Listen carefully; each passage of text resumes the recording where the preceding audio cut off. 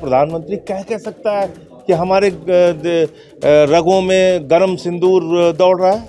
अरे तुमने मारा उन आतंकवादियों को, उनके खिलाफ कार्रवाई की आपने। बहनों के सिंदूर उजड़ गए, आप उस पर मार्केटिंग कर रहे हैं।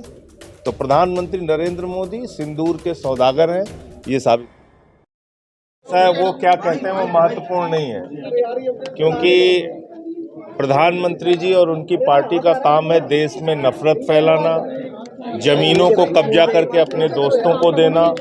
तो मोदी जी का यही काम है। मैं यहाँ क्यों आया हूँ? क्योंकि ये जो वक्फ बिल है, मैं इसकी जेपीसी में भी था, ये वक्फ बिल पूरी तरीके से गैर संवैधानिक है। और गैर संवैधानिक क्यों है?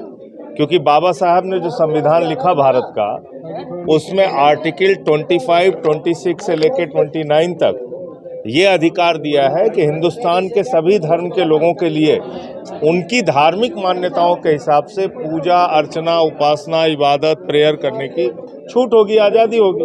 और अपने संपत्तियों का, प्रॉपर्टी का, धार्मिक संपत्तियों का मैनेजमेंट खुद उस धर्म के लोग करेंगे।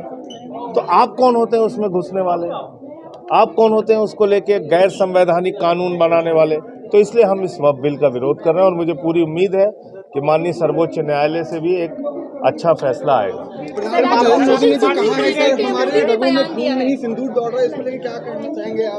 देखिए, मोदी जी सेल्समैन है, वो भारत के प्रधानमंत्री नहीं है। आप मर जाइए, आपके नाम पे वोट मिल सकता है, वो उसको बेच लेंगे।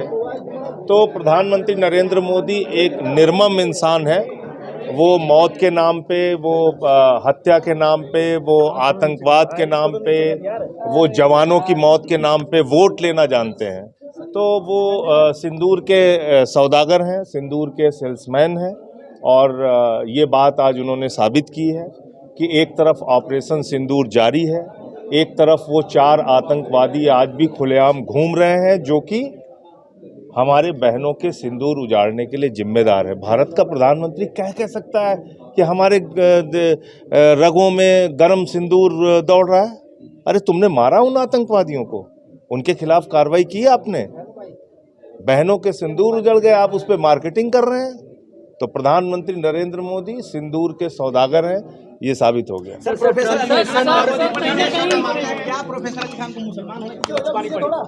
देखिए, ऐसा है कि 2 बातें हैं।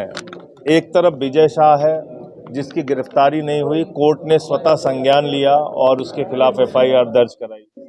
वो बीजेपी का मंत्री है और उसने भारत की बहादुर बेटी का अपमान किया, भारतीय सेना का अपमान किया, और अभी भी वो बीजेपी की सरकार में मंत्री है।